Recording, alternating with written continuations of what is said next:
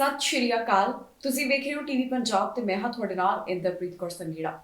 ਖਬਰਾਂ ਦੇ ਇਸ ਬੁਲੇਟਿਨ ਵਿੱਚ ਤੁਹਾਡਾ ਸਵਾਗਤ ਹੈ। ਸਭ ਤੋਂ ਪਹਿਲਾਂ ਨਜ਼ਰ ਮਾਰਦੇ ਹਾਂ ਹੈਡਲਾਈਨਸ ਤੇ। ਟਰੱਕ ਡਰਾਈਵਰਾਂ ਨੂੰ ਮਿਲੀ ਚੇਤਾਵਨੀ, ਪੁਲਿਸ ਨੇ ਕਿਹਾ ਖਾਲੀ ਕਰੋ ਸ਼ਹਿਰ। ਮਹਿੰਗਾਈ ਦੇ ਟੁੱਟੇ ਰਿਕਾਰਡ, ਤਾਜ਼ਾ ਅੰਕੜੇ ਆਏ ਸਾਹਮਣੇ। ਏਜੰਟ ਦੇ ਧੋਖੇ ਦਾ ਸ਼ਿਕਾਰ ਹੋਈ ਪੰਜਾਬਣ, ਹੁਣ ਕੈਨੇਡਾ ਛੱਡਣ ਦੇ ਹੁਕਮ ਜਾਰੀ। ਪੁਲਿਸ ਦੇ ਹੱਥ ਲੱਗੀ ਕਾਮਯਾਬੀ, ਹਥਿਆਰਾਂ ਵਾਲਾ ਟਰੱਕ ਲੱਗਾ ਹੱਥ। ਪ੍ਰੇਮਿਕਾ ਦੇ ਕਤਲ ਮਾਮਲੇ ਵਿੱਚ ਪੰਜਾਬੀ ਦੋਸ਼ੀ 2017 ਦੌਰਾਨ ਆਇਆ ਸੀ ਇਹ ਮਾਮਲਾ। ਔਟਵਾ ਪੁਲਿਸ ਵੱਲੋਂ ਪ੍ਰਦਰਸ਼ਨ ਕਰਨ ਵਾਲੇ ਟਰੱਕ ਡਰਾਈਵਰਸ ਨੂੰ ਚੇਤਾਵਨੀ ਦਿੱਤੀ ਗਈ। ਔਟਵਾ ਪੁਲਿਸ ਦਾ ਕਹਿਣਾ ਹੈ ਕਿ ਹੁਣ ਸ਼ਹਿਰ ਖਾਲੀ ਕਰ ਦਿੱਤਾ ਜਾਏ। ਦਰਅਸਲ ਪੁਲਿਸ ਨੂੰ ਕਈ ਤਰ੍ਹਾਂ ਦੇ ਸਵਾਲਾਂ ਦਾ ਸਾਹਮਣਾ ਕਰਨਾ ਪੈ ਰਿਹਾ ਹੈ ਕਿਉਂਕਿ ਪ੍ਰਦਰਸ਼ਨ ਨੂੰ 20 ਦਿਨ ਹੋ ਚੁੱਕੇ ਨੇ, ਜਿਸ ਤੋਂ ਬਾਅਦ ਪੁਲਿਸ ਨੇ ਅੱਜ ਸਖਤੀ ਦਿਖਾਈ ਹੈ ਤੇ ਚੇਤਾਵਨੀ ਜਾਰੀ ਕੀਤੀ ਗਈ। ਔਟਵਾ ਪੁਲਿਸ ਵੱਲੋਂ ਟਰੱਕ ਡਰਾਈਵਰਸ ਨੂੰ ਚੇਤਾਵਨੀ ਦਿੱਤੀ ਗਈ। ਜਿਹੜੇ ਟਰੱਕ ਡਰਾਈਵਰਸ ਇਸ ਸਮੇਂ ਲਾਜ਼ਮੀ ਵੈਕਸੀਨੇਸ਼ਨ ਨੀਤੀ ਦਾ ਵਿਰੋਧ ਕਰਦਿਆਂ ਪ੍ਰਦਰਸ਼ਨ ਕਰ ਰਹੇ ਨੇ, ਉਹਨਾਂ ਨੂੰ ਔਟਵਾ ਪੁਲਿਸ ਵੱਲੋਂ ਚੇਤਾਵਨੀ ਦਿੰਦਿਆਂ ਕਹਿ ਦਿੱਤਾ ਗਿਆ ਕਿ ਉਹ ਜਲਦ ਇਸ ਖੇਤਰ ਨੂੰ ਖਾਲੀ ਕਰ ਦੇਣ। ਜੀ ਹਾਂ, ਪ੍ਰਦਰਸ਼ਨ ਨੂੰ 20 ਦਿਨ ਦਾ ਸਮਾਂ ਹੋ ਚੁੱਕਿਆ ਹੈ ਤੇ ਪੁਲਿਸ ਉੱਪਰ ਕਈ ਤਰ੍ਹਾਂ ਦੇ ਸਵਾਲ ਚੁੱਕੇ ਜਾ ਰਹੇ ਨੇ, ਜਿਸ ਤੋਂ ਬਾਅਦ ਹੁਣ ਪੁਲਿਸ ਵੀ ਸਖਤੀ ਵਿੱਚ ਨਜ਼ਰ ਆ ਰਹੀ ਹੈ। ਪੁਲਿਸ ਵੱਲੋਂ ਪ੍ਰਦਰਸ਼ਨ ਕਰਨ ਵਾਲਿਆਂ ਨੂੰ ਕਹਿ ਦਿੱਤਾ ਗਿਆ ਹੈ ਕਿ ਉਹ ਜਲਦ ਤੋਂ ਜਲਦ ਪ੍ਰਦਰਸ਼ਨ ਨੂੰ ਖਤਮ ਕਰਕੇ ਏਰੀਆ ਖਾਲੀ ਕਰ ਦੇਣ। ਹਾਲ ਹੀ 'ਚ ਪਬਲਿਕ ਸੇਫਟੀ ਮਿਨਿਸਟਰ ਮਾਰਕੋ ਮੈਡੀਸੀਨੋ ਵੱਲੋਂ ਵੀ ਕਿਹਾ ਗਿਆ ਸੀ ਕਿ ਜਿਹੜੇ ਲੋਕ ਇਸ ਵੀਕਐਂਡ ਦੌਰਾਨ ਇਹ ਚਾਹੁੰਦੇ ਨੇ ਕਿ ਉਹ ਸ਼ਹਿਰ ਆਉਣ, ਉਹ ਅਜਿਹਾ ਨਾ ਕਰਨ। ਤੇ ਹੁਣ ਪੁਲਿਸ ਵੱਲੋਂ ਵੀ ਪ੍ਰਦਰਸ਼ਨ ਕਰਨ ਵਾਲਿਆਂ ਨੂੰ ਚੇਤਾਵਨੀ ਜਾਰੀ ਕਰ ਦਿੱਤੀ ਗਈ ਹੈ। ਜ਼ਿਕਰਯੋਗ ਹੈ ਕਿ ਫੈਡਰਲ ਸਰਕਾਰ ਵੱਲੋਂ ਟਰੱਕ ਡਰਾਈਵਰਸ ਲਈ ਵੈਕਸੀਨੇਸ਼ਨ ਨੀਤੀ ਲਿਆਂਦੀ ਗਈ, ਜਿਸ ਮੁਤਾਬਕ ਹੁਣ ਟਰੱਕ ਡਰਾਈਵਰਸ ਵਾਸਤੇ ਕੋਵਿਡ-19 ਵੈਕਸੀਨ ਨੂੰ ਲਾਜ਼ਮੀ ਕੀਤਾ ਗਿਆ। ਪਰ ਕਈ ਡਰਾਈਵਰਸ ਨੂੰ ਇਹ ਮਨਜ਼ੂਰ ਨਹੀਂ, ਜਿਸ ਤੋਂ ਬਾਅਦ ਉਨ੍ਹਾਂ ਵੱਲੋਂ ਲਗਾਤਾਰ ਕਈ ਦਿਨਾਂ ਤੋਂ ਪ੍ਰਦਰਸ਼ਨ ਕੀਤਾ ਜਾ ਰਿਹਾ ਹੈ। ਔਟਵਾ ਵਿੱਚ ਇਹ ਪ੍ਰਦਰਸ਼ਨ ਜਾਰੀ ਹੈ, ਜਿਸ ਤੋਂ ਬਾਅਦ ਕਈ ਤਰ੍ਹਾਂ ਦੀਆਂ ਘਟਨਾਵਾਂ ਵੀ ਸਾਹਮਣੇ ਆਉਂਦੀਆਂ ਰਹੀਆਂ ਨੇ। ਇਸ ਦੌਰਾਨ ਪੁਲਿਸ ਚੀਫ ਵੱਲੋਂ ਵੀ ਅਸਤੀਫਾ ਦਿੱਤਾ ਗਿਆ। ਪ੍ਰਦਰਸ਼ਨ ਕਰਨ ਵਾਲੇ ਟਰੱਕ ਡਰਾਈਵਰਸ ਮੰਗ ਕਰ ਰਹੇ ਨੇ ਕਿ ਵੈਕਸੀਨੇਸ਼ਨ ਨੀਤੀ ਨੂੰ ਰੱਦ ਕੀਤਾ ਜਾਵੇ ਤੇ ਨਾਲ ਹੀ ਸੂਬਿਆਂ ਤੋਂ ਪਾਬੰਦੀਆਂ ਹਟਾਈਆਂ ਜਾਣ। ਉਨ੍ਹਾਂ ਵੱਲੋਂ ਪ੍ਰਧਾਨ ਮੰਤਰੀ ਜਸਟਿਨ ਟਰੂਡੋ ਨਾਲ ਮੁਲਾਕਾਤ ਦੀ ਵੀ ਗੱਲ ਕਹੀ ਜਾ ਰਹੀ ਹੈ, ਪਰ ਪ੍ਰਧਾਨ ਮੰਤਰੀ ਜਸਟਿਨ ਟਰੂਡੋ ਦਾ ਕਹਿਣਾ ਹੈ ਕਿ ਉਹ ਉਨ੍ਹਾਂ ਨਾਲ ਮੁਲਾਕਾਤ ਨਹੀਂ ਕਰਨਗੇ। ਹੁਣ ਤੱਕ ਪੁਲਿਸ ਵੱਲੋਂ ਕਈ ਥਾਂ ਤੇ ਕਾਰਵਾਈ ਵੀ ਕੀਤੀ ਜਾ ਚੁੱਕੀ ਹੈ, ਕਈ ਜਾਣਿਆਂ ਨੂੰ ਗ੍ਰਿਫਤਾਰ ਵੀ ਕੀਤਾ ਜਾ ਚੁੱਕਾ ਹੈ, ਜਿਸ ਬਾਰੇ ਪੁਲਿਸ ਵੱਲੋਂ ਸਮੇਂ-ਸਮੇਂ ਤੇ ਜਾਣਕਾਰੀ ਸਾਂਝੀ ਕੀਤੀ ਗਈ। ਤੇ ਹੁਣ ਜਿਹੜੇ ਪ੍ਰਦਰਸ਼ਨਕਾਰੀ ਔਟਵਾ ਵਿੱਚ ਪ੍ਰੋਟੈਸਟ ਕਰ ਰਹੇ ਨੇ, ਉਹਨਾਂ ਨੂੰ ਕਹਿ ਦਿੱਤਾ ਗਿਆ ਹੈ ਕਿ ਉਹ ਜਲਦ ਇਹ ਖੇਤਰ ਖਾਲੀ ਕਰ ਦੇਣ। ਕੈਨੇਡਾ ਦੇ ਵਿੱਚ ਮਹਿੰਗਾਈ ਦਰ ਬਾਰੇ ਜਾਣਕਾਰੀ ਸਾਹਮਣੇ ਆਈ ਹੈ, ਜਿਸ ਨੇ ਕਾਫੀ ਰਿਕਾਰਡ ਤੋੜ ਦਿੱਤੇ। ਕਈ ਸਾਲਾਂ ਦੇ ਰਿਕਾਰਡ ਟੁੱਟੇ ਨੇ ਤੇ ਮਹਿੰਗਾਈ ਦਰ ਕਾਫੀ ਜ਼ਿਆਦਾ ਦਰਜ ਕੀਤੀ ਗਈ ਹੈ। ਇਸ ਬਾਰੇ ਸਟੈਟਿਸਟਿਕਸ ਕੈਨੇਡਾ ਵੱਲੋਂ ਜੋ ਅੰਕੜੇ ਪੇਸ਼ ਕੀਤੇ ਗਏ, ਤੁਹਾਨੂੰ ਦੱਸਾਂਗੇ ਇਸ ਖਬਰ ਵਿੱਚ। ਕੈਨੇਡਾ ਵਿੱਚ ਮਹਿੰਗਾਈ ਨੇ ਪਿਛਲੇ ਕਈ ਸਾਲਾਂ ਦੇ ਰਿਕਾਰਡ ਤੋੜ ਦਿੱਤੇ। ਇੱਥੇ ਮਹਿੰਗਾਈ ਦਰ ਵੱਧ ਕੇ 5.1% ਤੇ ਪਹੁੰਚ ਗਈ ਹੈ। ਇਹ ਨਵੇਂ ਅੰਕੜੇ ਦੱਸਦੇ ਨੇ ਕਿ 2091 ਦਾ ਰਿਕਾਰਡ ਟੁੱਟਿਆ ਹੈ, ਜਿੱਥੇ ਹੁਣ ਸਭ ਤੋਂ ਉੱਚੇ ਪੱਧਰ ਦੇ ਉੱਪਰ ਮਹਿੰਗਾਈ ਦਰ ਪਹੁੰਚ ਗਈ। ਜਨਵਰੀ ਮਹੀਨੇ ਦੌਰਾਨ ਕੈਨੇਡਾ ਵਿੱਚ ਮਹਿੰਗਾਈ ਦਰ 5.1% ਦਰਜ ਕੀਤੀ ਗਈ। 1991 ਤੋਂ ਬਾਅਦ ਮਹਿੰਗਾਈ ਨੇ ਇੱਕ ਵਾਰ ਫਿਰ ਤੋਂ ਰਿਕਾਰਡ ਤੋੜਿਆ। ਇਹ ਸਾਰਾ ਅੰਕੜਾ ਸਟੈਟਿਸਟਿਕਸ ਕੈਨੇਡਾ ਵੱਲੋਂ ਸਾਂਝਾ ਕੀਤਾ ਗਿਆ। ਰਿਪੋਰਟ ਵਿੱਚ ਉਨ੍ਹਾਂ ਵੱਲੋਂ ਦੱਸਿਆ ਗਿਆ ਹੈ ਕਿ ਜੇਕਰ ਖਾਣ-ਪੀਣ ਦੀਆਂ ਚੀਜ਼ਾਂ ਅਤੇ ਹੋਰ ਕੁਝ ਚੀਜ਼ਾਂ ਨੂੰ ਬਾਹਰ ਰੱਖਿਆ ਜਾਵੇ ਤਾਂ ਮਹਿੰਗਾਈ ਦਰ 4.3% ਤੱਕ ਵੱਧ ਦਰਜ ਕੀਤੀ ਗਈ। ਕੈਨੇਡਾ ਵਿੱਚ ਖਾਣ-ਪੀਣ ਦੀਆਂ ਚੀਜ਼ਾਂ ਲਗਾਤਾਰ ਵਧਦੀਆਂ ਜਾ ਰਹੀਆਂ ਹਨ। ਇਹਨਾਂ ਵਿੱਚ 6.5% ਦਾ ਵਾਧਾ ਦਰਜ ਕੀਤਾ ਗਿਆ। ਕੈਨੇਡਾ ਵਿੱਚ ਸਿਰਫ ਖਾਣ-ਪੀਣ ਦੀਆਂ ਚੀਜ਼ਾਂ ਹੀ ਮਹਿੰਗੀਆਂ ਨਹੀਂ ਹੋਈਆਂ, ਬਲਕਿ ਘਰਾਂ ਦੀਆਂ ਕੀਮਤਾਂ ਵੀ ਆਸਮਾਨ ਛੂ ਰਹੀਆਂ ਨੇ। ਘਰਾਂ ਦੀਆਂ ਕੀਮਤਾਂ ਵਿੱਚ 6.2% ਦਾ ਵਾਧਾ ਦਰਜ ਕੀਤਾ ਗਿਆ, ਜੋ ਕਿ 1990 ਤੋਂ ਬਾਅਦ ਦਾ ਸਭ ਤੋਂ ਉੱਚਾ ਪੱਧਰ ਹੈ। ਜਨਵਰੀ ਮਹੀਨੇ ਦੌਰਾਨ ਤੇਲ ਦੀਆਂ ਕੀਮਤਾਂ ਵਿੱਚ 4.8% ਦਾ ਵਾਧਾ ਹੋਇਆ ਅਤੇ ਹੁਣ ਪਿਛਲੇ ਸਾਲ ਦੇ ਮੁਕਾਬਲੇ 31% ਵੱਧ ਹੈ। ਦੱਸਣਯੋਗ ਹੈ ਕਿ ਕੈਨੇਡਾ ਅਜਿਹਾ ਪਹਿਲਾ ਦੇਸ਼ ਨਹੀਂ ਜੋ ਕਿ ਇਸ ਸਮੇਂ ਮਹਿੰਗਾਈ ਨਾਲ ਜੂਝ ਰਿਹਾ ਹੈ। ਪੈਂਡੈਮਿਕ ਦੇ ਕਾਰਨ ਸਪਲਾਈ ਚੇਨ ਪ੍ਰਭਾਵਿਤ ਹੋਈ ਅਤੇ ਮਹਿੰਗਾਈ ਵਿੱਚ ਵਾਧਾ ਦਰਜ ਕੀਤਾ ਗਿਆ। ਹਾਲ ਹੀ 'ਚ ਯੂਐਸ ਵੱਲੋਂ ਵੀ ਮਹਿੰਗਾਈ ਦਰ ਬਾਰੇ ਜਾਣਕਾਰੀ ਸਾਂਝੀ ਕਰਦਿਆਂ ਦੱਸਿਆ ਗਿਆ ਕਿ ਜਨਵਰੀ ਮਹੀਨੇ ਦੌਰਾਨ ਇੱਥੇ ਇਨਫਲੇਸ਼ਨ ਰੇਟ 7.5% ਦਰਜ ਕੀਤਾ ਗਿਆ, ਜੋ ਕਿ 40 ਸਾਲਾਂ ਦਾ ਸਭ ਤੋਂ ਉੱਚਾ ਪੱਧਰ ਹੈ। ਅਮਰੀਕਾ ਵਿੱਚ ਵੀ ਮਹਿੰਗਾਈ ਵੱਲੋਂ 40 ਸਾਲਾਂ ਦੇ ਰਿਕਾਰਡ ਤੋੜ ਦਿੱਤੇ ਗਏ। ਇੱਕ ਪੰਜਾਬਣ ਏਜੰਟ ਦੇ ਧੋਖੇ ਦਾ ਸ਼ਿਕਾਰ ਹੋਈ ਹੈ, ਜਿਸ ਤੋਂ ਬਾਅਦ ਹੁਣ ਉਸ ਨੂੰ ਕੈਨੇਡਾ ਤੋਂ ਵਾਪਸ ਜਾਣ ਦੇ ਹੁਕਮ ਦੇ ਦਿੱਤੇ ਗਏ ਨੇ। ਇਸ ਕੋਲ ਜਿਹੜਾ ਸਟੱਡੀ ਨਾਲ ਸੰਬੰਧਿਤ ਐਡਮਿਸ਼ਨ ਫਾਰਮ ਸੀ, ਉਹ ਨਕਲੀ ਦੱਸਿਆ ਜਾ ਰਿਹਾ ਹੈ, ਜਿਸ ਕਾਰਨ ਕੈਨੇਡਾ ਛੱਡਣ ਦੇ ਇਸ ਪੰਜਾਬਣ ਨੂੰ ਹੁਕਮ ਦਿੱਤੇ ਗਏ। ਇਹ ਮਾਮਲਾ ਸਾਹਮਣੇ ਆਉਣ ਤੋਂ ਬਾਅਦ ਇਹ ਲੜਕੀ ਕਾਫੀ ਦੁਖੀ ਹੈ, ਜਿਸ ਵੱਲੋਂ ਆਪਣੀ ਹੱਡਬੀਤੀ ਦੱਸੀ ਗਈ ਹੈ। ਇੱਕ ਪੰਜਾਬੀ ਮੂਲ ਦੀ ਲੜਕੀ ਨੂੰ ਕੈਨੇਡਾ 'ਚੋਂ ਵਾਪਸ ਜਾਣ ਦੇ ਹੁਕਮ ਦੇ ਦਿੱਤੇ ਗਏ ਨੇ। ਇਸ ਲੜਕੀ ਵੱਲੋਂ ਕਾਲਜ ਦੇ ਜਾਲੀ ਐਡਮਿਸ਼ਨ ਲੈਟਰ ਦੀ ਵਰਤੋਂ ਕੀਤੀ ਗਈ। 2018 ਦੌਰਾਨ ਇਹ ਵਿਦਿਆਰਥਣ ਕੈਨੇਡਾ ਵਿੱਚ ਆਈ ਸੀ। ਇਸ ਪੰਜਾਬੀ ਮੂਲ ਦੀ ਲੜਕੀ ਦਾ ਨਾਮ ਕਰਮਜੀਤ ਕੌਰ ਹੈ, ਜਿਸ ਵੱਲੋਂ ਕੈਨੇਡਾ ਵਿੱਚ ਆ ਕੇ ਪੜ੍ਹਾਈ ਕਰਨ ਦਾ ਤੇ ਆਪਣਾ ਫਿਊਚਰ ਸੈੱਟ ਕਰਨ ਦਾ ਸੁਪਨਾ ਦੇਖਿਆ ਗਿਆ। ਐਡਮਿੰਟਨ ਵਿੱਚ ਇਸ ਲੜਕੀ ਵੱਲੋਂ ਆਪਣੀ ਪੜ੍ਹਾਈ ਪੂਰੀ ਕੀਤੀ ਗਈ, ਜਿਸ ਤੋਂ ਬਾਅਦ ਕਰਮਜੀਤ ਕੌਰ ਵੱਲੋਂ ਨੌਕਰੀ ਕੀਤੀ ਜਾ ਰਹੀ ਹੈ, ਪਰ ਹੁਣ ਇਸ ਨੂੰ ਕੈਨੇਡਾ ਛੱਡਣ ਦੇ ਹੁਕਮ ਦੇ ਦਿੱਤੇ ਗਏ ਨੇ। ਦਰਅਸਲ ਕਰਮਜੀਤ ਵੱਲੋਂ ontario ਦੇ ਜਿਸ ਕਾਲਜ ਦੇ ਐਡਮਿਸ਼ਨ ਲੈਟਰ ਦੇ ਆਧਾਰ ਤੇ ਸਟੱਡੀ ਪਰਮਿਟ ਲਿਆ ਗਿਆ ਸੀ, ਉਹ ਨਕਲੀ ਨਿਕਲਿਆ। ਕਰਮਜੀਤ ਨੂੰ ਇਹ ਲੈਟਰ ਇੱਕ ਪ੍ਰਾਈਵੇਟ ਇਮੀਗ੍ਰੇਸ਼ਨ ਏਜੰਟ ਦੁਆਰਾ ਦਿੱਤਾ ਗਿਆ ਸੀ। ਹੁਣ ਇਸ ਬਾਰੇ ਕਰਮਜੀਤ ਦਾ ਕਹਿਣਾ ਹੈ ਕਿ ਉਸ ਨੂੰ ਇਹ ਗੱਲ ਪਿਛਲੇ ਸਾਲ ਆਪਣੀ PR ਦੀ ਅਰਜ਼ੀ ਦੇਣ ਸਮੇਂ ਪਤਾ ਚੱਲੀ। ਕਰਮਜੀਤ ਦਾ ਕਹਿਣਾ ਹੈ ਕਿ ਉਸ ਦੇ ਨਾਲ ਇਹ ਸਭ ਇਸ ਕਰਕੇ ਹੋਇਆ ਕਿਉਂਕਿ ਉਸਨੇ ਕਿਸੇ ਤੇ ਭਰੋਸਾ ਕੀਤਾ। ਇਸ ਲੜਕੀ ਵੱਲੋਂ ਇਹ ਵੀ ਦੱਸਿਆ ਗਿਆ ਕਿ ਬਚਪਨ ਦੌਰਾਨ ਉਸ ਨਾਲ ਇੱਕ ਘਟਨਾ ਵਾਪਰੀ ਸੀ, ਜਿਸ ਤੋਂ ਬਾਅਦ ਉਸ ਦੇ ਬਾਡੀ ਦੇ ਸੱਜੇ ਹਿੱਸੇ ਵਿੱਚ ਖੂਨ ਦਾ ਸੰਚਾਰ ਘਟ ਗਿਆ ਅਤੇ ਉਸ ਦੀ ਸੱਜੀ ਬਾਂਹ ਤੇ ਲੱਤ ਹਿਲਾਉਣਾ ਮੁਸ਼ਕਿਲ ਹੈ। ਲੜਕੀ ਦਾ ਕਹਿਣਾ ਹੈ ਕਿ ਉਸਨੇ ਅਪਾਹਜ ਹੋਣ ਕਰਕੇ ਵਿਤਕਰੇ ਦਾ ਸਾਹਮਣਾ ਕੀਤਾ ਅਤੇ ਘਰਦਿਆਂ ਨੇ ਉਸ ਨੂੰ ਵਿਦੇਸ਼ ਭੇਜਣ ਦਾ ਫੈਸਲਾ ਕਰ ਲਿਆ। ਕਰਮਜੀਤ ਦੇ ਮਾਤਾ-ਪਿਤਾ ਜ਼ਿਆਦਾ ਪੜ੍ਹੇ ਲਿਖੇ ਨਹੀਂ ਹਨ ਅਤੇ ਪਰਿਵਾਰ ਕੋਲ ਕੰਪਿਊਟਰ ਵੀ ਨਹੀਂ। ਉਹਨਾਂ ਨੂੰ ਇਮੀਗ੍ਰੇਸ਼ਨ ਦੇ ਪ੍ਰੋਸੈਸ ਬਾਰੇ ਬਹੁਤ ਘੱਟ ਜਾਣਕਾਰੀ ਸੀ। ਏਜੰਟ ਵੱਲੋਂ 2018 ਵਿੱਚ ਕਰਮਜੀਤ ਨੂੰ ਟੋਰਾਂਟੋ ਦੇ ਇੱਕ ਕਾਲਜ ਤੋਂ ਆਫਰ ਲੈਟਰ ਲੈ ਕੇ ਦਿੱਤੀ ਗਈ। ਜਦੋਂ ਕਰਮਜੀਤ ontario ਪਹੁੰਚੀ ਤਾਂ ਉਸਦੇ ਏਜੰਟ ਨੇ ਉਸ ਨੂੰ ਕਾਲਜ ਵਿੱਚ ਪਲੇਸਮੈਂਟ ਨਾ ਹੋਣ ਕਰਕੇ ਕਿਸੇ ਹੋਰ ਕਾਲਜ ਵਿੱਚ ਦਾਖਲੇ ਦੀ ਪੇਸ਼ਕਸ਼ ਕੀਤੀ, ਜਿਸ ਤੋਂ ਬਾਅਦ ਕਰਮਜੀਤ ਨੇ ਐਡਮਿੰਟਨ ਦੇ ਇੱਕ ਕਾਲਜ ਵਿੱਚ ਦਾਖਲਾ ਲੈ ਲਿਆ। ਕਰਮਜੀਤ ਵੱਲੋਂ 2020 ਵਿੱਚ ਬਿਜ਼ਨਸ ਐਡਮਿਨਿਸਟ੍ਰੇਸ਼ਨ ਮੈਨੇਜਮੈਂਟ ਵਿੱਚ ਡਿਪਲੋਮਾ ਕੀਤਾ ਗਿਆ, ਪਰ ਹੁਣ ਉਸ ਨੂੰ ਝਟਕਾ ਲੱਗਿਆ ਜਦੋਂ ਉਸਨੇ PR ਵਾਸਤੇ ਐਪਲੀਕੇਸ਼ਨ ਦਿੱਤੀ। 25 ਮਈ 2021 ਨੂੰ CBSE ਦੇ ਅਧਿਕਾਰੀ ਵੱਲੋਂ ਕਰਮਜੀਤ ਨੂੰ ਜਾਣਕਾਰੀ ਦਿੱਤੀ ਗਈ ਕਿ ਉਸ ਕੋਲ ਜੋ ਐਡਮਿਸ਼ਨ ਲੈਟਰ ਹੈ ਉਹ ਅਸਲੀ ਨਹੀਂ। ਕਰਮਜੀਤ ਵੱਲੋਂ 19 ਜਨਵਰੀ ਨੂੰ ਕੈਨੇਡਾ ਦੇ ਇਮੀਗ੍ਰੇਸ਼ਨ ਤੇ ਰਿਫਿਊਜੀ ਬੋਰਡ ਦੇ ਸਾਹਮਣੇ ਆਪਣਾ ਪੱਖ ਰੱਖਿਆ ਗਿਆ, ਪਰ ਉਸ ਨੂੰ ਕੈਨੇਡਾ ਛੱਡਣ ਦੇ ਹੁਕਮ ਦੇ ਦਿੱਤੇ ਗਏ ਨੇ। ਪਿਛਲੇ ਦਿਨੀ 2000 ਹਥਿਆਰਾਂ ਸਮੇਤ ਜੋ ਇੱਕ ਟਰੱਕ ਸੀ, ਉਸਦੇ ਚੋਰੀ ਹੋਣ ਦਾ ਮਾਮਲਾ ਸਾਹਮਣੇ ਆਇਆ। ਹਾਲ ਹੀ ਵਿੱਚ ਜਾਣਕਾਰੀ ਸਾਹਮਣੇ ਆਈ ਸੀ ਕਿ ਟਰੱਕ ਤਾਂ ਮਿਲ ਗਿਆ, ਪਰ ਟ੍ਰੇਲਰ ਦੀ ਅਜੇ ਵੀ ਭਾਲ ਕੀਤੀ ਜਾ ਰਹੀ ਹੈ। ਅੱਜ ਪੁਲਿਸ ਵੱਲੋਂ ਅਪਡੇਟ ਸਾਂਝੀ ਕਰਦਿਆਂ ਦੱਸਿਆ ਗਿਆ ਕਿ ਉਹਨਾਂ ਵੱਲੋਂ ਟ੍ਰੇਲਰ ਵੀ ਰਿਕਵਰ ਕਰ ਲਿਆ ਗਿਆ ਹੈ। ਪਿਛਲੇ ਦਿਨੀ ਹਥਿਆਰਾਂ ਨਾਲ ਚੋਰੀ ਹੋਏ ਟਰੱਕ ਦਾ ਜੋ ਮਾਮਲਾ ਸਾਹਮਣੇ ਆਇਆ ਸੀ, ਉਸ ਬਾਰੇ ਪੁਲਿਸ ਵੱਲੋਂ ਅਪਡੇਟ ਸਾਂਝੀ ਕੀਤੀ ਗਈ ਹੈ। ਹੁਣ ਪੁਲਿਸ ਵੱਲੋਂ ਉਸ ਟ੍ਰੇਲਰ ਨੂੰ ਵੀ ਰਿਕਵਰ ਕਰ ਲਿਆ ਗਿਆ, ਜਿਸ ਵਿੱਚ 2000 ਗਨ ਸਨ। ਜੀ ਹਾਂ, ਪੁਲਿਸ ਵੱਲੋਂ ਜਾਣਕਾਰੀ ਸਾਂਝੀ ਕਰਦਿਆਂ ਦੱਸਿਆ ਗਿਆ ਕਿ ਜੋ ਟ੍ਰੇਲਰ ਚੋਰੀ ਹੋਇਆ ਸੀ ਉਸ ਨੂੰ ਰਿਕਵਰ ਕੀਤਾ ਗਿਆ ਹੈ, ਜਿਸ ਵਿੱਚ ਵੱਡੀ ਮਾਤਰਾ ਅੰਦਰ ਹਥਿਆਰ ਸਨ। ਪ੍ਰੈਸ ਰਿਲੀਜ਼ ਦੇ ਰਾਹੀਂ ਦੱਸਿਆ ਗਿਆ ਕਿ ਇਹ ਟ੍ਰੇਲਰ ਪੀਲ ਖੇਤਰ ਤੋਂ ਰਿਕਵਰ ਕੀਤਾ ਗਿਆ ਹੈ। ਪੁਲਿਸ ਦਾ ਕਹਿਣਾ ਹੈ ਕਿ ਇਹ ਟਰੱਕ 3 ਵਜੇ ਦੇ ਕਰੀਬ ਫਰਵਰੀ 13 ਨੂੰ ਯਾਰਡ ਤੋਂ ਲੋਡ ਲੈ ਕੇ ਨਿਕਲਿਆ ਸੀ, ਜਿਸ ਵਿੱਚ 2000 ਫਾਇਰਆਰਮ ਸਨ। ਬਾਅਦ ਵਿੱਚ ਇਸ ਦੇ ਚੋਰੀ ਹੋਣ ਦੀ ਜਾਣਕਾਰੀ ਸਾਹਮਣੇ ਆਈ ਸੀ। ਪਹਿਲਾਂ ਪੁਲਿਸ ਵੱਲੋਂ ਟਰੱਕ ਰਿਕਵਰ ਕੀਤਾ ਗਿਆ ਸੀ, ਪਰ ਬਾਅਦ ਵਿੱਚ ਹੁਣ ਜਾਣਕਾਰੀ ਸਾਹਮਣੇ ਆ ਰਹੀ ਹੈ ਕਿ ਜਿਸ ਟ੍ਰੇਲਰ ਵਿੱਚ ਹਥਿਆਰ ਸਨ ਉਹ ਵੀ ਪੁਲਿਸ ਨੂੰ ਮਿਲ ਚੁੱਕਾ ਹੈ। ਫਿਲਹਾਲ ਇਸ ਬਾਰੇ ਪੁਲਿਸ ਵੱਲੋਂ ਬਾਕੀ ਵਧੇਰੇ ਜਾਣਕਾਰੀ ਸਾਂਝੀ ਨਹੀਂ ਕੀਤੀ ਗਈ। ਅਜੇ ਤੱਕ ਇਹ ਤਾਂ ਸਪਸ਼ਟ ਨਹੀਂ ਹੋ ਸਕਿਆ ਕਿ ਇਹ ਫਾਇਰਆਰਮਸ ਕਿਸ ਵਾਸਤੇ ਅਕਾਊਂਟਡ ਹਨ। ਪੁਲਿਸ ਵੱਲੋਂ ਚੋਰੀ ਦੇ ਬਾਰੇ ਵੀ ਅਜੇ ਜ਼ਿਆਦਾ ਜਾਣਕਾਰੀ ਸਾਂਝੀ ਨਹੀਂ ਕੀਤੀ ਗਈ ਤੇ ਨਾ ਹੀ ਦੱਸਿਆ ਗਿਆ ਹੈ ਕਿ ਕਿਸ ਵੱਲੋਂ ਇਸ ਚੋਰੀ ਨੂੰ ਅੰਜਾਮ ਦਿੱਤਾ ਗਿਆ। ਅਜੇ ਇਸ ਮਾਮਲੇ ਦੀ ਜਾਂਚ ਜਾਰੀ ਹੈ, ਜਿਸ ਤੋਂ ਬਾਅਦ ਬਾਕੀ ਦੀ ਇਨਫੋਰਮੇਸ਼ਨ ਦਿੱਤੀ ਜਾਵੇਗੀ। ਆਪਣੀ ਪ੍ਰੇਮਿਕਾ ਦੇ ਕਤਲ ਦੇ ਮਾਮਲੇ ਵਿੱਚ ਪੰਜਾਬੀ ਨੌਜਵਾਨ ਨੂੰ ਦੋਸ਼ੀ ਠਹਿਰਾਇਆ ਗਿਆ। ਇਹ ਮਾਮਲਾ 2017 ਦੌਰਾਨ ਸਾਹਮਣੇ ਆਇਆ ਸੀ, ਜਿਸ ਦੀ ਅੱਜ ਜਾਣਕਾਰੀ ਸਾਹਮਣੇ ਆਈ ਹੈ, ਜਿਸ ਵਿੱਚ ਦੱਸਿਆ ਗਿਆ ਕਿ ਪੰਜਾਬੀ ਮੂਲ ਦੇ ਨੌਜਵਾਨ ਨੂੰ ਦੋਸ਼ੀ ਠਹਿਰਾਇਆ ਗਿਆ। ਪੁਲਿਸ ਵੱਲੋਂ ਇਸ ਦੀ ਪਹਿਚਾਣ ਪਹਿਲਾਂ ਹੀ ਜਨਤਕ ਕੀਤੀ ਗਈ ਸੀ। ਕੀ ਇਹ ਪੂਰਾ ਮਾਮਲਾ ਤੁਹਾਨੂੰ ਦੱਸਾਂਗੇ ਅਸੀਂ ਇਸ ਖਬਰ ਵਿੱਚ। ਆਪਣੀ ਮਹਿਲਾ ਦੋਸਤ ਦੇ ਕਤਲ ਦੇ ਮਾਮਲੇ ਵਿੱਚ ਪੰਜਾਬੀ ਮੂਲ ਦੇ ਨੌਜਵਾਨ ਵੱਲੋਂ ਆਪਣੇ ਦੋਸ਼ ਕਬੂਲੇ ਗਏ। ਇਹ ਮਾਮਲਾ 2017 ਵਿੱਚ ਸਾਹਮਣੇ ਆਇਆ ਸੀ। ਜੀ ਹਾਂ, ਬ੍ਰਿਟਿਸ਼ ਕੋਲੰਬੀਆ ਵਿੱਚ ਪੰਜਾਬੀ ਮੂਲ ਦੇ ਨੌਜਵਾਨ ਨੇ ਆਪਣੀ ਗਰਲਫ੍ਰੈਂਡ ਦੇ ਕਤਲ ਮਾਮਲੇ ਵਿੱਚ ਆਪਣੇ ਦੋਸ਼ ਕਬੂਲ ਕਰ ਲਏ ਹਨ। ਇਸ ਪੰਜਾਬੀ ਦਾ ਨੌਜਵਾਨ ਹਰਜੋਤ ਸਿੰਘ ਦਿਓ ਹੈ, ਜਿਸ ਨੇ ਆਪਣੀ ਪ੍ਰੇਮਿਕਾ ਕਿਰਨ ਢੇਸੀ ਨੂੰ ਹਥਿਆਰਾਂ ਨਾਲ ਕਤਲ ਕਰਨ ਅਤੇ ਇੱਕ ਹੋਰ ਮਾਮਲੇ ਵਿੱਚ ਦੋਸ਼ ਕਬੂਲ ਕੀਤਾ ਹੈ। ਦੱਸ ਦਈਏ ਕਿ ਕਿਰਨ ਢੇਸੀ ਪੋਲੀਟੈਕਨੀਕਲ ਯੂਨੀਵਰਸਿਟੀ ਦੀ ਵਿਦਿਆਰਥਣ ਸੀ ਅਤੇ 2017 ਵਿੱਚ ਉਸ ਦੀ ਲਾਸ਼ ਸਰੀ ਸ਼ਹਿਰ ਵਿੱਚ ਇੱਕ ਸੜੀ ਹੋਈ ਗੱਡੀ ਅੰਦਰੋਂ ਮਿਲੀ। ਦਿਓ ਨੂੰ 2019 ਦੌਰਾਨ ਵੈਨਕੂਵਰ ਇੰਟਰਨੈਸ਼ਨਲ 에ਅਰਪੋਰਟ ਤੋਂ ਗ੍ਰਿਫਤਾਰ ਕੀਤਾ ਗਿਆ ਸੀ ਅਤੇ ਉਸ ਉੱਪਰ ਕਤਲ ਦੇ ਚਾਰਜ ਲਗਾਏ ਗਏ। ਪਰਿਵਾਰਕ ਮੈਂਬਰਾਂ ਵੱਲੋਂ ਕਤਲ ਦੇ ਮਾਮਲੇ ਵਿੱਚ ਦਿਓ ਦੀ ਮਦਦ ਕਰਨ ਕਾਰਨ ਪੁਲਿਸ ਵੱਲੋਂ ਪਰਿਵਾਰ ਦੇ 4 ਮੈਂਬਰਾਂ ਦੇ ਖਿਲਾਫ ਦੋਸ਼ ਲਗਾਏ ਗਏ। ਰੁਕਾਵਟਾਂ ਪਾਉਣ ਦੇ ਸੰਬੰਧ ਵਿੱਚ ਹਰਜੋਤ ਸਿੰਘ ਦਿਓ ਦੀ ਮਾਂ ਮਨਜੀਤ ਕੌਰ ਦਿਓ ਨੂੰ 12 ਮਹੀਨਿਆਂ ਦੀ ਪ੍ਰੋਬੇਸ਼ਨ ਦੀ ਸਜ਼ਾ ਸੁਣਾਈ ਗਈ ਸੀ। ਉਸ ਦੇ ਭਰਾ ਗੁਰਵਿੰਦਰ ਦਿਓ ਅਤੇ ਉਸ ਦੇ ਰਿਸ਼ਤੇਦਾਰ ਤਲਵਿੰਦਰ ਖੁਣਖੁਣ ਨੂੰ ਵੀ ਇਸ ਮਾਮਲੇ ਨਾਲ ਜੋੜ ਕੇ ਚਾਰਜ ਕੀਤਾ ਗਿਆ।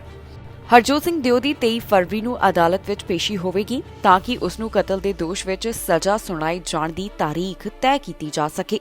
ਦੱਸ ਦਈਏ ਕਿ ਗੁਰਵਿੰਦਰ ਦਿਓ ਅਤੇ ਤਲਵਿੰਦਰ ਖੁਣਖੁਣ ਵੀ 23 ਫਰਵਰੀ ਨੂੰ ਅਦਾਲਤ ਵਿੱਚ ਪੇਸ਼ ਹੋਣਗੇ।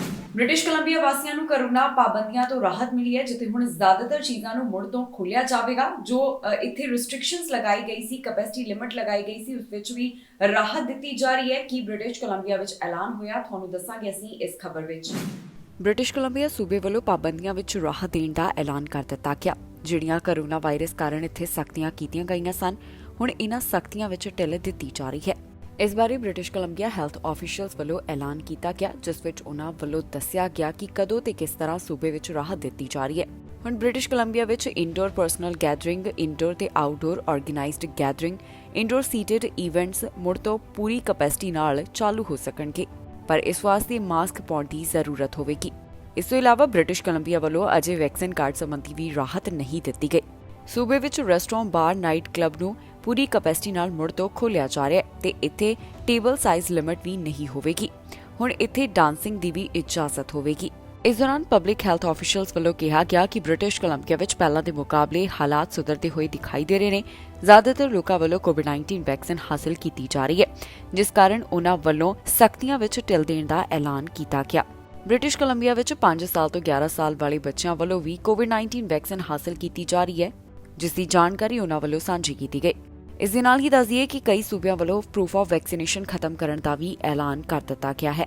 ਐਲਬਰਟਾ ਵੱਲੋਂ, ਸਸਕੈਚੁਆਨ ਵੱਲੋਂ ਪ੍ਰੂਫ ਆਫ ਵੈਕਸੀਨੇਸ਼ਨ ਖਤਮ ਕੀਤਾ ਜਾ ਚੁੱਕਾ ਹੈ। ਇਸ ਤੋਂ ਇਲਾਵਾ ਮੈਨੀਟੋਬਾ ਵਿੱਚ 1 ਮਾਰਚ, ਓਨਟਾਰੀਓ ਵਿੱਚ 1 ਮਾਰਚ ਤੇ ਕਿਊਬੈਕ ਵਿੱਚ 14 ਮਾਰਚ ਤੋਂ ਵੈਕਸੀਨ ਕਾਰਡ ਖਤਮ ਕੀਤਾ ਜਾਵੇਗਾ।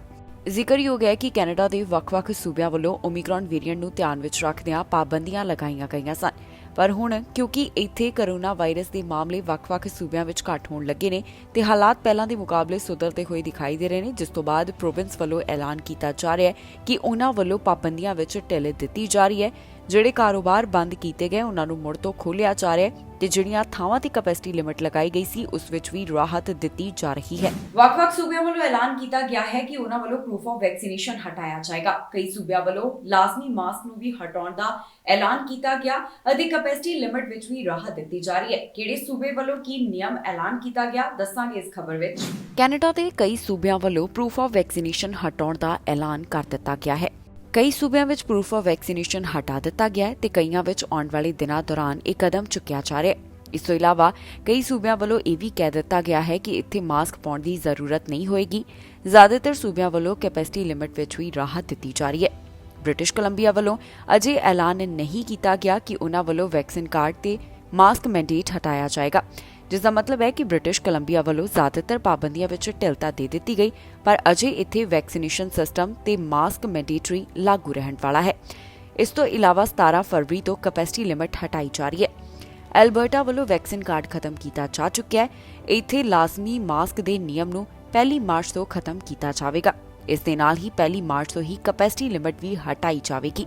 ਸਸਕੈਚੁਆਨ ਵਿੱਚ ਵੀ ਪ੍ਰੂਫ ਆਫ ਵੈਕਸੀਨੇਸ਼ਨ ਦੀ ਹੁਣ ਜ਼ਰੂਰਤ ਨਹੀਂ ਹੈ। ਮਾਸਕ ਲਾਜ਼ਮੀ 1 ਮਾਰਚ ਤੋਂ ਹਟਾ ਦਿੱਤਾ ਜਾਏਗਾ ਤੇ ਇੱਥੇ ਕੈਪੈਸਿਟੀ ਲਿਮਿਟ ਵਿੱਚ ਵੀ ਰਾਹਤ ਹੈ। ਮੈਨੀਟੋਬਾ ਵੱਲੋਂ ਵੈਕਸੀਨੇਸ਼ਨ ਕਾਰਡ ਸਿਸਟਮ 1 ਮਾਰਚ ਤੋਂ ਖਤਮ ਕੀਤਾ ਜਾ ਰਿਹਾ ਹੈ। 15 ਮਾਰਚ ਤੋਂ ਲਾਜ਼ਮੀ ਵੈਕਸੀਨੇਸ਼ਨ ਦੀ ਨੀਤੀ ਹਟਾਈ ਜਾ ਰਹੀ ਹੈ। ਇਸ ਤੋਂ ਇਲਾਵਾ 15 ਮਾਰਚ ਤੋਂ ਹੀ ਕੈਪੈਸਿਟੀ ਲਿਮਿਟ ਚੁੱਕੀ ਜਾ ਰਹੀ ਹੈ। ਓਨਟਾਰੀਓ ਵੱਲੋਂ ਪ੍ਰੂਫ ਆਫ ਵੈਕਸੀਨੇਸ਼ਨ ਹਟਾਉਣ ਦਾ ਐਲਾਨ ਕੀਤਾ ਗਿਆ, ਜੋ ਕਿ 1 ਮਾਰਚ ਤੋਂ ਹੋਣ ਜਾ ਰਿਹਾ ਹੈ। ਅਜੇ ਇੱਥੇ ਮਾਸਕ ਲਾਜ਼ਮੀ ਹੋਵੇਗਾ। 1 ਮਾਰਚ ਤੋਂ ਕੈਪੈਸਿਟੀ ਲਿਮਿਟ ਵਿੱਚ ਰਾਹਤ ਦਿੱਤੀ ਜਾ ਰਹੀ ਹੈ। ਕਿਊਬੈਕ ਵਿੱਚ 14 ਮਾਰਚ ਤੋਂ ਅਲੱਗ-ਅਲੱਗ ਜਗ੍ਹਾ ਦੇ ਉੱਪਰ ਵੈਕਸੀਨ ਦਾ ਪ੍ਰੂਫ ਦਿਖਾਉਣ ਦੀ ਜ਼ਰੂਰਤ ਨਹੀਂ ਹੋਏਗੀ, ਪਰ ਇੱਥੇ ਮਾਸਕ ਪਹਿਨਣਾ ਜ਼ਰੂਰੀ ਹੋਵੇਗਾ। ਇਸ ਤੋਂ ਇਲਾਵਾ ਸੂਬੇ ਵਿੱਚ ਕੈਪੈਸਿਟੀ ਲਿਮਿਟ ਅੰਦਰ ਵੀ 14 ਮਾਰਚ ਤੋਂ ਰਾਹਤ ਦਿੱਤੀ ਜਾ ਰਹੀ ਹੈ। ਜ਼ਿਕਰਯੋਗ ਹੈ ਕਿ ਕੈਨੇਡਾ ਦੇ ਵੱਖ-ਵੱਖ ਸੂਬਿਆਂ ਵੱਲੋਂ ਕਰੋਨਾ ਵਾਇਰਸ ਦੇ ਮਾਮਲਿਆਂ ਨੂੰ ਧਿਆਨ ਵਿੱਚ ਰੱਖਦਿਆਂ ਸਖਤੀਆਂ ਕੀਤੀਆਂ ਗਈਆਂ।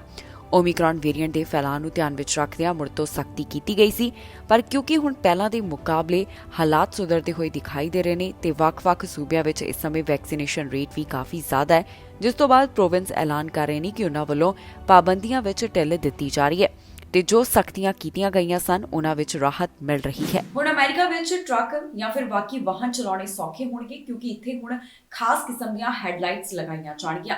ਇਸ ਦੇ ਨਾਲ ਇਹ ਹੋਏਗਾ ਕਿ ਜੋ ਸਾਹਮਣੇ ਤੋਂ ਆਉਣ ਵਾਲਾ ਵਾਹਨ ਹੈ ਉਸ ਨੂੰ ਤੇਜ਼ ਰੋਸ਼ਨੀ ਦਾ ਸਾਹਮਣਾ ਨਹੀਂ ਕਰਨਾ ਪਵੇਗਾ। ਅਮਰੀਕਾ ਵਿੱਚ ਗੱਡੀਆਂ ਚਲਾਉਣ ਵਾਲਿਆਂ ਨੂੰ ਹੁਣ ਆਸਾਨੀ ਹੋਵੇਗੀ। ਕਿਉਂਕਿ US ਵੱਲੋਂ ਨਵੀਆਂ ਹੈਡਲਾਈਟਸ ਅਪਰੂਵ ਕੀਤੀਆਂ ਗਈਆਂ, ਜਿਸ ਨਾਲ ਇਹ ਫਾਇਦਾ ਹੋਵੇਗਾ ਕਿ ਜਿਹੜਾ ਵਾਹਨ ਸਾਹਮਣੇ ਤੋਂ ਆਉਂਦਾ ਹੈ ਉਸ ਨੂੰ ਕੋਈ ਵੀ ਦਿੱਕਤ ਨਹੀਂ ਹੋਵੇਗੀ। ਅਕਸਰ ਹੀ ਜਦੋਂ ਰਾਤ ਸਮੇਂ ਡਰਾਈਵ ਕੀਤਾ ਜਾਂਦਾ ਹੈ ਤਾਂ ਜਿਹੜਾ ਵਾਹਨ ਸਾਹਮਣੇ ਤੋਂ ਆਉਂਦਾ ਹੈ ਉਸ ਦੀ ਹੈਡਲਾਈਟ ਦੀ ਰੋਸ਼ਨੀ ਅੱਖਾਂ ਵਿੱਚ ਪੈਂਦੀ ਹੈ, ਜਿਸ ਕਾਰਨ ਵਾਹਨ ਚਲਾਉਣ ਵਾਲੇ ਨੂੰ ਪਰੇਸ਼ਾਨੀ ਦਾ ਸਾਹਮਣਾ ਕਰਨਾ ਪੈਂਦਾ ਹੈ। ਪਰ ਹੁਣ ਅਮਰੀਕਾ ਵਿੱਚ ਅਜਿਹਾ ਨਹੀਂ ਹੋਵੇਗਾ, ਕਿਉਂਕਿ ਇੱਥੇ ਹੁਣ ਨਵੀਆਂ ਹੈਡਲਾਈਟਸ ਲਗਾਈਆਂ ਜਾਣਗੀਆਂ, ਜਿਸ ਨਾਲ ਵਾਹਨ ਚਲਾਉਣ ਵਿੱਚ ਆਸਾਨੀ ਹੋਵੇਗੀ। US ਹਾਈਵੇ ਸੇਫਟੀ ਰੈਗੂਲੇਟਰਸ ਵੱਲੋਂ ਨਵੀਆਂ ਹਾਈਟੈਕ ਹੈਡਲਾਈਟਸ ਨੂੰ ਮਨਜ਼ੂਰੀ ਦਿੱਤੀ ਗਈ ਹੈ ਤਾਂ ਕਿ ਸਾਹਮਣੇ ਤੋਂ ਆਉਣ ਵਾਲੇ ਵਾਹਨ ਨੂੰ ਡਰਾਈਵ ਕਰਨ ਵਿੱਚ ਕੋਈ ਤਕਲੀਫ ਨਾ ਹੋਵੇ।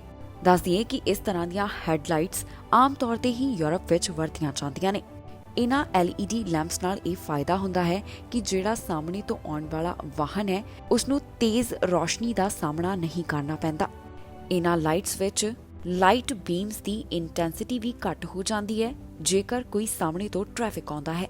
ਕੈਮਰਾ ਤੇ ਸੈਂਸਰ ਦੀ ਮਦਦ ਨਾਲ ਇਹ ਪਤਾ ਚੱਲਦਾ ਹੈ ਕਿ ਲਾਈਟ ਨੂੰ ਕਿਸ ਤਰ੍ਹਾਂ ਹੋਣਾ ਚਾਹੀਦਾ ਹੈ, ਜਾਣੀ ਕਿ ਲਾਈਟ ਤੇਜ਼ ਹੋਵੇ ਜਾਂ ਫਿਰ ਲੋ। ਅਕਸਰ ਹੀ ਇਹ ਦੇਖਣ ਵਿੱਚ ਆਉਂਦਾ ਹੈ ਕਿ ਤੇਜ਼ ਰੋਸ਼ਨੀ ਕਾਰਨ ਕਈ ਵਾਰ ਸੜਕ ਹਾਦਸੇ ਵੀ ਹੋ ਜਾਂਦੇ ਨੇ, ਪਰ ਹੁਣ ਇਹਨਾਂ ਸੜਕ ਹਾਦਸਿਆਂ ਤੋਂ ਵੀ ਬਚਾ ਰਹੇਗਾ, ਜਿਸ ਬਾਰੇ ਅਮਰੀਕਾ ਵੱਲੋਂ ਜਾਣਕਾਰੀ ਸਾਂਝੀ ਕੀਤੀ ਗਈ ਹੈ। ਆਟਵਾ ਵਿੱਚ ਟਰੱਕ ਡਰਾਈਵਰਸ ਵੱਲੋਂ ਪ੍ਰਦਰਸ਼ਨ ਕੀਤਾ ਜਾ ਰਿਹਾ ਹੈ ਤੇ ਇਸ ਦੌਰਾਨ ਮੌਸਮ ਸੰਬੰਧੀ ਚੇਤਾਵਨੀ ਜਾਰੀ ਕੀਤੀ ਗਈ ਹੈ। ਇੱਥੇ ਭਾਰੀ ਬਰਫ਼ਬਾਰੀ ਪੈਣ ਸੰਬੰਧੀ ਅਤੇ ਸਨੋ ਸਟਾਰਮ ਬਾਰੇ এনवायरमेंट ਕੈਨੇਡਾ ਵੱਲੋਂ ਚੇਤਾਵਨੀ ਦਿੱਤੀ ਗਈ ਹੈ। ਉਹਨਾਂ ਦਾ ਕਹਿਣਾ ਹੈ ਕਿ ਇੱਥੇ ਪਹਿਲਾਂ ਤੇਜ਼ ਬਰਸਾਤ ਵੀ ਹੋਵੇਗੀ। ਆਟਵਾ ਵਿੱਚ ਇਸ ਸਮੇਂ ਟਰੱਕ ਡਰਾਈਵਰਸ ਦਾ ਪ੍ਰਦਰਸ਼ਨ ਜਾਰੀ ਹੈ ਤੇ ਇਸ ਦੌਰਾਨ ਇੱਕ ਵੱਡੇ ਵਿੰਟਰ ਸਟਾਰਮ ਦੀ ਚੇਤਾਵਨੀ ਜਾਰੀ ਕੀਤੀ ਗਈ ਹੈ। ਇੱਥੇ ਜੋ ਮੌਸਮ ਬਾਰੇ ਜਾਣਕਾਰੀ ਸਾਹਮਣੇ ਆਈ ਹੈ ਉਸ ਮੁਤਾਬਕ ਇੱਥੇ ਬਰਸਾਤ ਪੈਣ ਦੀ ਸੰਭਾਵਨਾ ਹੈ। ਇਸ ਤੋਂ ਇਲਾਵਾ ਦੱਸਿਆ ਜਾ ਰਿਹਾ ਹੈ ਕਿ ਇੱਥੇ ਵੀਰਵਾਰ ਵਾਲੇ ਦਿਨ ਵੱਡਾ ਸਨੋ ਸਟਾਰਮ ਆ ਸਕਦਾ ਹੈ।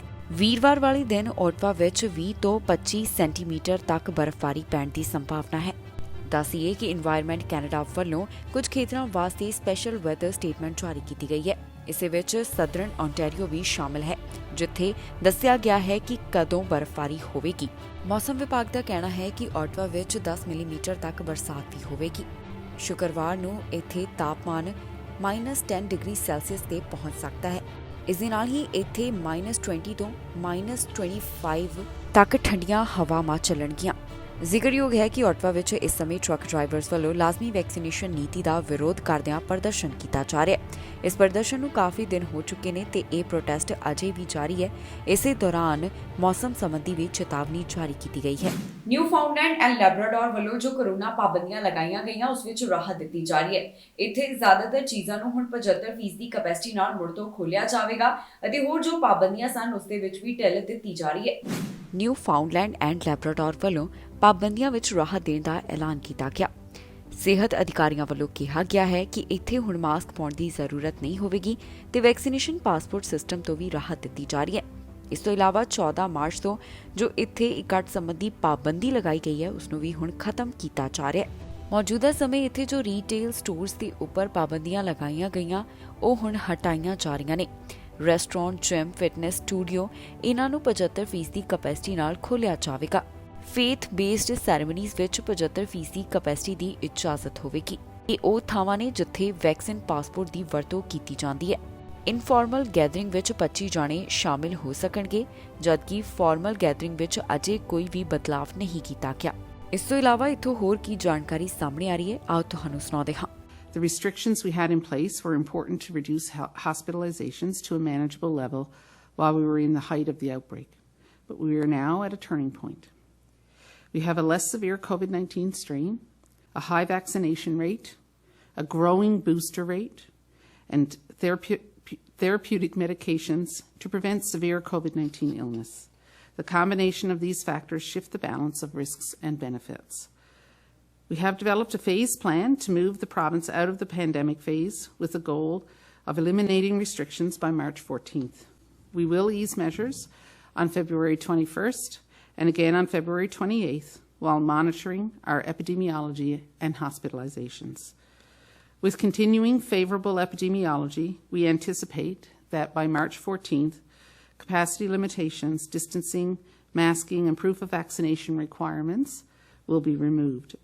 Masking will continue to be strongly recommended beyond March 14th. IRCC ਵੱਲੋਂ ਰਿਕਾਰਡ ਤੋੜ ਐਕਸਪ੍ਰੈਸ ਐਂਟਰੀ PNP ਸਪੈਸੀਫਿਕ ਡਰਾ ਦਾ ਐਲਾਨ ਕੀਤਾ ਗਿਆ, ਜਿਸ ਵਿੱਚ 1000 ਤੋਂ ਵੱਧ ਇਨਵੀਟੇਸ਼ਨ ਦਿੱਤੇ ਗਏ।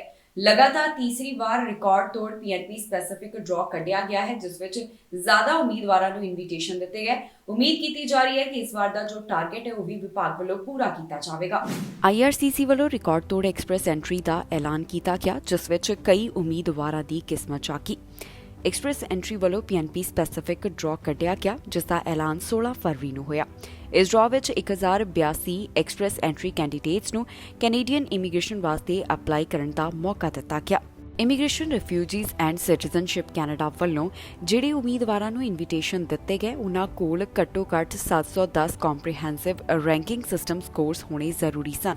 ਦੱਸ ਦਈਏ ਕਿ ਲਗਾਤਾਰ ਅਜਿਹਾ ਤੀਸਰੀ ਵਾਰ ਹੋਇਆ ਹੈ ਜਦੋਂ ਪੀਐਨਪੀ ਡਰਾਅ ਵੱਲੋਂ ਰਿਕਾਰਡ ਤੋੜ ਇਨਵੀਟੇਸ਼ਨ ਜਾਰੀ ਕੀਤੇ ਗਏ ਹੋਣ। ਪਿਛਲੇ ਡਰਾਅ ਦੇ ਵਿੱਚ 1070 ਪੀਐਨਪੀ ਕੈਂਡੀਡੇਟਸ ਨੂੰ ਨੋਮੀਨੇਸ਼ਨ ਵਾਸਤੇ ਅਪਲਾਈ ਕਰਨ ਦਾ ਮੌਕਾ ਦਿੱਤਾ ਗਿਆ ਸੀ। ਹੁਣ ਜਿਹੜੇ ਉਮੀਦਵਾਰਾਂ ਨੂੰ ਇਨਵੀਟੇਸ਼ਨ ਹਾਸਿਲ ਹੋਏ ਨੇ, ਉਹਨਾਂ ਕੋਲ 60 ਦਿਨ ਦਾ ਸਮਾਂ ਹੈ ਕਿ ਉਹ ਕੈਨੇਡੀਅਨ ਪੀਆਰ ਵਾਸਤੇ ਅਪਲਾਈ ਕਰ ਸਕਣ। ਜ਼ਿਕਰਯੋਗ ਹੈ ਕਿ ਕੈਨੇਡਾ ਵੱਲੋਂ ਜੋ ਇਮੀਗ੍ਰੇਸ਼ਨ ਲੈਵਲਸ ਪਲਾਨ 2022 ਤੋਂ 2024 ਤੱਕ ਸਾਂਝਾ ਕੀਤਾ ਗਿਆ, ਉਸ ਮੁਤਾਬਕ ਐਕਸਪ੍ਰੈਸ ਐਂਟਰੀ ਮੈਨੇਜਡ ਪ੍ਰੋਗਰਾਮ ਦੇ ਜ਼ਰੀਏ ਸਾਲ ਵਿੱਚ 55,900 ਇਮੀਗ੍ਰੈਂਟਸ ਨੂੰ ਸੱਦੇ ਦਿੱਤੇ ਜਾਣਗੇ। ਇਸ ਇਮੀਗ੍ਰੇਸ਼ਨ ਲੈਵਲਸ ਪਲਾਨ ਦਾ ਐਲਾਨ 14 ਫਰਵਰੀ ਨੂੰ ਕੀਤਾ ਗਿਆ। ਇਸ ਤਹਿਤ ਟਾਰਗੇਟ ਤੈਅ ਕੀਤਾ ਗਿਆ ਹੈ ਕਿ ਸਾਲ ਵਿੱਚ 4 ਲੱਖ ਤੋਂ ਵੱਧ ਇਮੀਗ੍ਰੈਂਟਸ ਦਾ ਸਵਾਗਤ ਕੀਤਾ ਜਾਵੇਗਾ। ਵਿਭਾਗ ਵੱਲੋਂ ਇਸ ਬਾਰੇ ਸਾਰੀ ਜਾਣਕਾਰੀ ਸਾਂਝੀ ਕੀਤੀ ਗਈ ਸੀ, ਜੋ ਤੁਹਾਡੇ ਨਾਲ ਅਸੀਂ ਪਹਿਲਾਂ ਹੀ ਸਾਂਝੀ ਕਰ ਚੁੱਕੇ ਹਾਂ। ਪਿਛਲੇ ਸਾਲ ਦਾ ਜੋ ਟਾਰਗੇਟ ਤੈਅ ਕੀਤਾ ਗਿਆ ਸੀ, ਉਸ ਤੋਂ ਵੱਧ ਇਮੀਗ੍ਰੈਂਟਸ ਨੂੰ ਇਨਵੀਟੇਸ਼ਨ ਦਿੱਤੇ ਗਏ, ਜਿਸ ਦਾ ਮਤਲਬ ਹੈ ਕਿ ਪਿਛਲੇ ਸਾਲ ਇਮੀਗ੍ਰੈਂਟਸ ਸੰਬੰਧੀ ਰਿਕਾਰਡ ਟੁੱਟਾ। ਇਸ ਦੌਰਾਨ ਕਰੋਨਾ ਪਾਬੰਦੀਆਂ ਲੱਗੀਆਂ ਹੋਈਆਂ ਸਨ, ਪਰ ਜਿਹੜੇ ਪਹਿਲਾਂ ਹੀ ਕੈਨੇਡਾ ਵਿੱਚ ਮੌਜੂਦ ਸਨ, ਉਹਨਾਂ ਨੂੰ ਪੀਆਰ ਹਾਸਲ ਕਰਨ ਦਾ ਮੌਕਾ ਦਿੱਤਾ ਗਿਆ। ਸਰਕਾਰ ਵੱਲੋਂ ਕਈ ਇਮੀਗ੍ਰੈਂਟ ਪ੍ਰੋਗਰਾਮ ਵੀ ਲਿਆਂਦੇ ਗਏ, ਜਿਸ ਵਿੱਚ ਕਈਆਂ ਨੂੰ ਇਹ ਮੌਕਾ ਮਿਲਿਆ ਕਿ ਉਹ ਪੀਆਰ ਹਾਸਲ ਕਰ ਲੈਣ। ਇਸ ਤੋਂ ਪਹਿਲਾਂ ਇੱਕ ਐਕਸਪ੍ਰੈਸ ਐਂਟਰੀ ਦਾ ਵੱਡਾ ਰਿਕਾਰਡ ਤੋੜ ਡਰਾਅ ਵੀ 2021 ਦੌਰਾਨ ਕੱਢਿਆ ਗਿਆ ਸੀ, ਜਿਸ ਵਿੱਚ ਇੱਕੋ ਵਾਰ ਵਿੱਚ ਜ਼ਿਆਦਾ ਉਮੀਦਵਾਰਾਂ ਨੂੰ ਇਨਵੀਟੇਸ਼ਨ ਦਿੱਤੇ ਗਏ। ਬਾਅਦ ਵਿੱਚ ਵੀ ਕਈ ਉਪਰਾਲੇ ਕੀਤੇ ਗਏ ਤਾਂ ਕਿ ਜੋ ਟੀਚਾ ਤੈਅ ਕੀਤਾ ਗਿਆ, ਉਸ ਨੂੰ ਪੂਰਾ ਕੀਤਾ ਜਾ ਸਕੇ। ਸ਼ਰਾਬ ਦੇ ਮਾਮਲੇ ਵਿੱਚ ਪੁਲਿਸ ਵੱਲੋਂ ਕਾਰਵਾਈ ਕਰਦਿਆਂ ਦਰਜਨਾਂ ਲੋਕਾਂ ਨੂੰ ਗ੍ਰਿਫਤਾਰ ਕੀਤਾ ਗਿਆ। ਇਹਨਾਂ ਵੱਲੋਂ ਸਸਤੇ ਮੁੱਲ ਤੇ ਸ਼ਰਾਬ ਖਰੀਦੀ ਜਾਂਦੀ ਸੀ ਤੇ ਬਾਅਦ ਵਿੱਚ ਉਸ ਨੂੰ ਮਹਿੰਗੇ ਮੁੱਲ ਤੇ ਵੇਚਿਆ ਜਾਂਦਾ ਸੀ। ਇੱਕ ਪ੍ਰੋਜੈਕਟ ਦੇ ਤਹਿਤ ਪੁਲਿਸ ਵੱਲੋਂ ਇਹਨਾਂ ਦਰਜਨਾਂ ਲੋਕਾਂ ਦੀ ਗ੍ਰਿਫਤਾਰੀ ਕੀਤੀ ਗਈ ਹੈ ਤੇ ਪੂਰੇ ਮਾਮਲੇ ਬਾਰੇ ਵੀ ਉਹਨਾਂ ਵੱਲੋਂ ਜਾਣਕਾਰੀ ਸਾਂਝੀ ਕੀਤੀ ਗਈ। ਮਹਿੰਗੀ ਸ਼ਰਾਬ ਦੇ ਮਾਮਲੇ ਵਿੱਚ ਕਿਊਬਿਕ ਪੁਲਿਸ ਵੱਲੋਂ ਕਾਰਵਾਈ ਕਰਦਿਆਂ ਦਰਜਨਾਂ ਲੋਕਾਂ ਨੂੰ ਗ੍ਰਿਫਤਾਰ ਕੀਤਾ ਗਿਆ। ਇਹਨਾਂ ਦੀ ਗ੍ਰਿਫਤਾਰੀ ਮੌਂਟਰੀਅਲ ਅਤੇ ਨੁਨਾਵਿਕ ਖੇਤਰਾਂ ਤੋਂ ਕੀਤੀ ਗਈ ਹੈ। ਦਰਅਸਲ ਪੁਲਿਸ ਵੱਲੋਂ ਐਕਸਪੈਂਸਿਵ ਅਲਕੋਹਲ ਅਤੇ ਡਰੱਗ ਟ੍ਰੈਫਿਕਿੰਗ ਨੈਟਵਰਕ ਦੇ ਚੱਲਦਿਆਂ ਇਹਨਾਂ ਨੂੰ ਹਿਰਾਸਤ ਵਿੱਚ ਲਿਆ ਗਿਆ।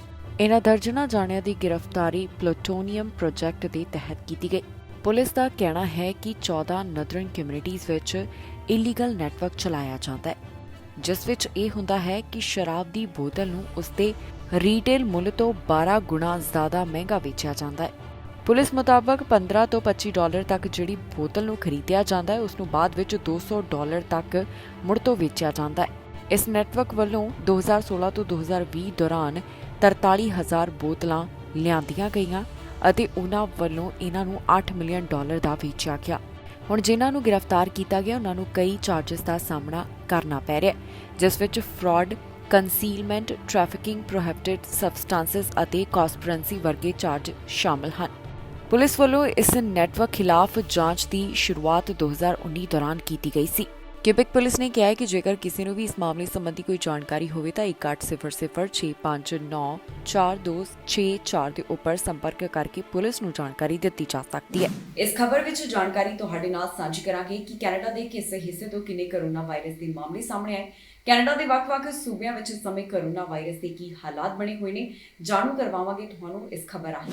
ontario ਦੇ ਹਸਪਤਾਲ ਵਿੱਚ ਇਸ ਸਮੇਂ 1403 ਮਰੀਜ਼ ਨੇ, ਜਿਨ੍ਹਾਂ ਦਾ ਕੋਵਿਡ-19 ਦੇ ਕਾਰਨ ਇਲਾਜ ਚੱਲ ਰਿਹਾ ਹੈ। ਇੰਟੈਂਸਿਵ ਕੇਅਰ ਅਧੀਨ 364 ਦੀ ਗਿਣਤੀ ਦੱਸੀ ਗਈ।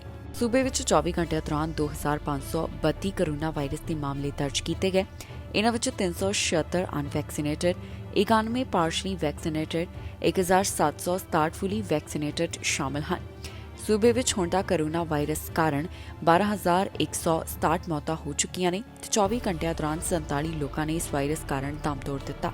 ਹੁਣ ਤੱਕ ਸੂਬੇ ਵਿੱਚ 10 ਲੱਖ ਤੋਂ ਵੱਧ ਕੋਰੋਨਾ ਦੇ ਮਾਮਲੇ ਸਾਹਮਣੇ ਆ ਚੁੱਕੇ ਨੇ ਤੇ 10 ਲੱਖ ਤੋਂ ਵੱਧ ਹੀ ਰਿਕਵਰਡ ਕੇਸਿਸ ਦਾ ਅੰਕੜਾ ਹੈ।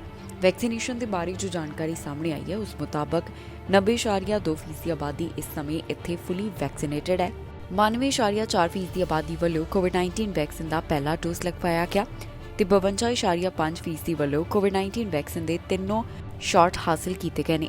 5 ਸਾਲ ਤੋਂ 11 ਸਾਲ ਵਾਲਿਆਂ ਚੋਂ 54% ਵੱਲੋਂ ਕੋਵਿਡ-19 ਵੈਕਸੀਨ ਦਾ ਇੱਕ ਡੋਜ਼, 24.2% ਵੱਲੋਂ ਕੋਵਿਡ-19 ਵੈਕਸੀਨ ਦੇ ਦੋਨੋਂ ਡੋਜ਼ ਹਾਸਲ ਕੀਤੇ ਜਾ ਚੁੱਕੇ ਹਨ। ਸੂਬੇ ਵਿੱਚ ਟੈਸਟ ਪੋਜ਼ਿਟਿਵਿਟੀ ਰੇਟ 10.2% ਦਰਜ ਕੀਤਾ ਗਿਆ। ਕਿਊਬਿਕ ਵਿੱਚ ਇਸ ਸਮੇਂ 1995 ਮਰੀਜ਼ ਹਸਪਤਾਲ ਵਿੱਚ ਨੇ। ਇੰਟੈਂਸਿਵ ਕੇਅਰ ਅਧੀਨ 129 ਦੀ ਗਿਣਤੀ ਦੱਸੀ ਗਈ। 24 ਘੰਟੇ ਦੌਰਾਨ ਸੂਬੇ ਤੋਂ 2328 ਕੇਸਿਸ ਸਾਹਮਣੇ ਆਏ ਤੇ 24 ਮੌਤਾਂ ਇਸ ਵਾਇਰਸ ਕਾਰਨ ਹੋ ਗਈਆਂ। ਹੁਣ ਤੱਕ ਕੁੱਲ 9,04,574 ਮਾਮਲੇ ਸਾਹਮਣੇ ਆ ਚੁੱਕੇ ਨੇ। 13,790 ਮੌਤਾਂ ਇਸ ਵਾਇਰਸ ਕਾਰਨ ਪ੍ਰੋਵਿੰਸ ਵਿੱਚ ਹੁਣ ਤੱਕ ਹੋ ਚੁੱਕੀਆਂ ਨੇ।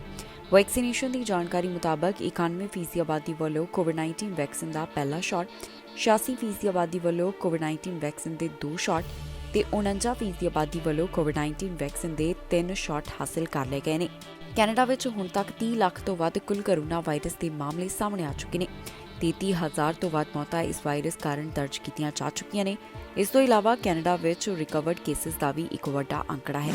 ਇਸ ਦੇ ਨਾਲ ਹੀ ਜਾਂਦੇ ਇੱਕ ਵਾਰ ਫਿਰ ਤੋਂ ਨਜ਼ਰ ਮਾਰਦੇ ਹਾਂ ਹੈਡਲਾਈਨਸ ਤੇ। ਟਰੱਕ ਡਰਾਈਵਰਾਂ ਨੂੰ ਮਿਲੀ ਚੇਤਾਵਨੀ, ਪੁਲਿਸ ਨੇ ਕਿਹਾ ਖਾਲੀ ਕਰੋ ਸ਼ਹਿਰ। ਮਹਿੰਗਾਈ ਦੇ ਟੁੱਟੇ ਰਿਕਾਰਡ, ਤਾਜ਼ਾ ਅੰਕੜੇ ਆਏ ਸਾਹਮਣੇ। ਏਜੰਟ ਦੇ ਧੋਖੇ ਦਾ ਸ਼ਿਕਾਰ ਹੋਈ ਪੰਜਾਬਣ, ਹੁਣ ਕੈਨੇਡਾ ਛੱਡਣ ਦੇ ਹੁਕਮ ਜਾਰੀ। ਪੁਲਿਸ ਦੇ ਹੱਥ ਲੱਗੀ ਕਾਮਯਾਬੀ, ਹਥਿਆਰਾਂ ਵਾਲਾ ਟਰੱਕ ਲੱਗਾ ਹੱਥ। ਪ੍ਰੇਮਿਕਾ ਦੇ ਕਤਲ ਮਾਮਲੇ ਵਿੱਚ ਪੰਜਾਬੀ ਦੋਸ਼ੀ 2017 ਦੌਰਾਨ ਆਇਆ ਸੀ ਇਹ ਮਾਮਲਾ। ਖਬਰਾਂ ਦੇ ਇਸ ਬੁਲੇਟਿਨ ਵਿੱਚ ਇੰਨਾ ਹੀ। ਫਿਲਹਾਲ ਮੈਨੂੰ ਇੰਦਰਪ੍ਰੀਤ ਕੌਰ ਸੰਗੀੜਾ ਨੂੰ ਦਿਓ ਇਜਾਜ਼ਤ ਤੇ ਤੁਸੀਂ ਵੇਖਦੇ ਰਹੋ ਟੀਵੀ ਪੰਜਾਬ।